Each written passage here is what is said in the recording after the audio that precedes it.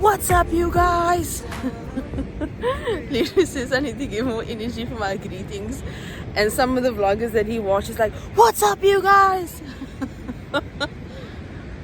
Guys, it's the most perfect beach day. It's 32 degrees today. It is, I think, almost 11 a.m.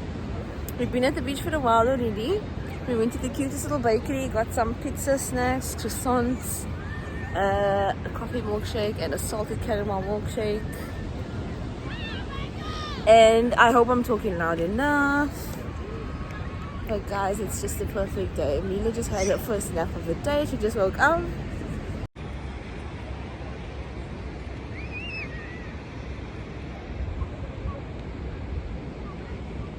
The beach is not too full. I'm sure it's gonna get full as the day goes by.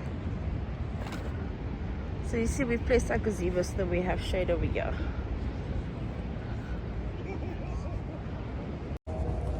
Best baby bag ever.